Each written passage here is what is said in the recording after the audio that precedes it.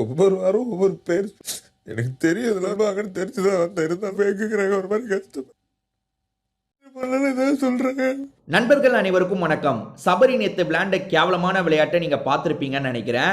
ஆக்சுவலா நேத்து லைவ்ல நான் வந்து பாதியில இருந்து தாங்க பார்த்தேன். அதாவது தேர்ட் ரவுண்டு நடந்தது பாத்தீங்களா, அதுல இருந்து தான் டைரக்டா பார்த்தேன்.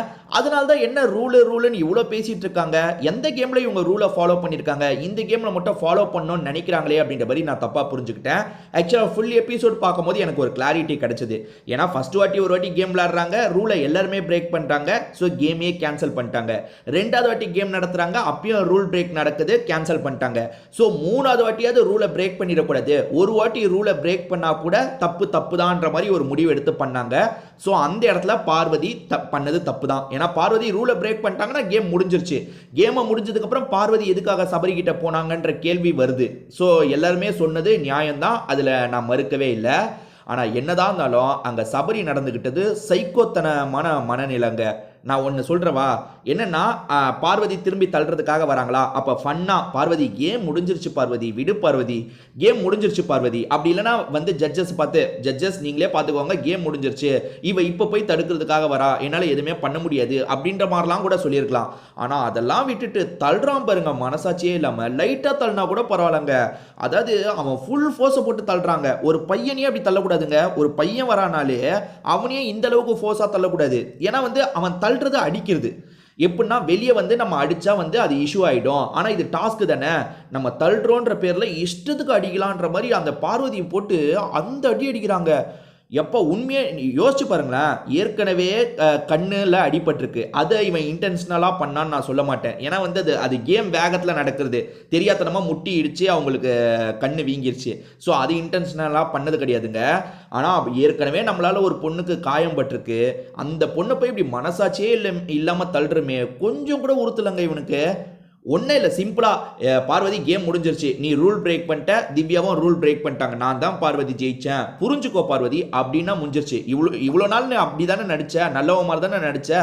இதுக்கு முன்னாடி டாஸ்க்லலாம் பார்வதி கிட்ட ஃபன்னாக பேசி பார்வதி நீ வெளியே போயிட்ட பார்வதின்னு தானே சொன்னேன்.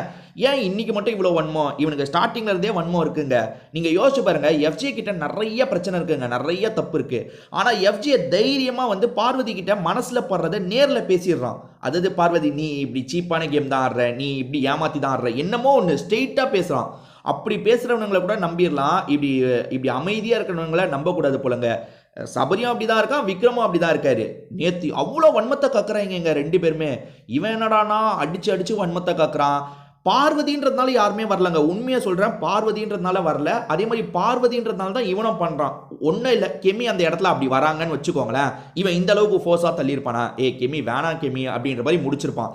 ரைட்டு, கெமியை இவன் தள்ளுறானே வச்சுக்கோங்க, சபரி வந்து கெமியை போட்டு பயங்கரமாக தள்ளுறான்னு வச்சுக்கோங்க, ஆல்மோஸ்ட் எல்லாருமே வந்திருப்பாங்கங்க. நீ எப்படி தள்ளுவ? கெமியை அதை பெரிய இஷ்யூவாக மாற்றிருப்பாங்க. சொல்லப்போனால் பார்வதி அதை பெரிய இஷ்யூவாக மாற்றலை.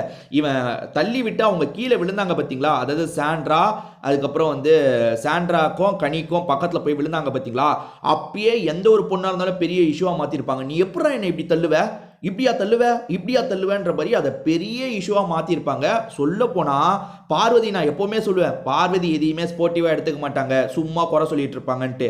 நேற்று சொல்ல போனால் பார்வதி ஸ்போர்ட்டிவாக தான் எடுத்துக்கிட்டாங்க. அவ்வளோ நடந்ததுக்கு அப்புறமும் அவங்க புலம்பல் எல்லாத்தையும் புலம்பிட்டாங்க. நீலாம் மனுஷனடா அப்படின்ற மாதிரி சபரியை போட்டு திட்டுறாங்க, அசிங்கமாக திட்டுறதுக்காக வராங்க. எல்லாம் முடிஞ்சதுக்கப்புறம் ஒரு ஸ்டேஜில் சமாதானம் ஆயிட்டாங்க. ஏன்னா இவர் வந்து சாதாரணமாக பேசுகிறாரு, அவங்களுமே சாதாரணமாக பேசுகிறாங்க. பட் என்னதான் இருந்தாலும் சொல்கிறேன், சபரி மேலே உள்ளுக்குள்ளே செம்ம கடுப்பு இருக்கதாங்க செய்யும். சபரி பண்ணது அவ்வளோ ஒஸ்டான விஷயங்க. நீங்கள் அதை பார்த்தீங்களா என்னன்னு தெரியல, நீங்கள் ட்விட்டரு அதிலெல்லாம் பார்த்தீங்கன்னா அந்த வீடியோ கட்டிங் உங்களுக்கு கிடைக்குங்க. நேற்று எபிசோடு பார்த்தாலே உங்களுக்கு தெரிஞ்சிருக்கும், மனசாட்சியே இல்லாமல் பிடிச்சி தள்ளுறாங்க, அத்தனை வாட்டி தள்ளுறாங்க. நான் லைவ்ல நான் அதை மட்டும் பார்த்தேன், அதனால தான் அப்போ நான் போட்டேன். இதை கண்டிப்பாக இவனை சொல்லணுன்றதுக்காக தான் போட்டேன். பண்ணுற எல்லா விஷயத்தையும் பண்ணிட்டு கன்ஃபெஷன் ரூம்ல அழுதுட்டு இருக்காங்க. பிக் பாஸ் எல்லாருமே என்ன ஃபேக்குன்னு சொல்றாங்க, நான் ஃபேக் இல்லை பிக் பாஸ்ன்னு சொல்றான். நீ ஃபேக் தான்டா, பக்கா ஃபேக்குடா நீ. நான் இவன் ஃபேக்காக இருந்தாலும் நான் நல்லவன் நினச்சேங்க இவ்வளோ நாள். இவன் ஃபேக்கு தான், ஸ்டார்டிங்ல இருந்தே இவன் நடிக்க தான் செய்வான், ஆனால் நல்லவன் நினச்சேன். ஆனால் நேற்று பண்ணா பாருங்க, செம்ம கடுப்பாயிருச்சுங்க. நான் டேரெக்டாக அந்த 3வது ரவுண்டு தான் முதல்ல பார்த்தேன், அதனால தான் உடனே வீடியோ போட்டேன். அவ்வளோ மூர்க்கமாக தள்ளுவ எப்பா, அந்த பொண்ணு தப்பே பண்ணியிருக்கட்டும்ப்பா, ரூல் பிரேக்கே பண்ணியிருக்கட்டும்ப்பா, அப்படியாப்பா தள்ளுவ? இதை பற்றி நீங்கள் என்ன நினைக்கிறீங்கன்னு உங்களோட கருத்தையும் சொல்லுங்கங்க. திரும்பி வேற ஒரு வீடியோவில் நம்ம பார்ப்போம்.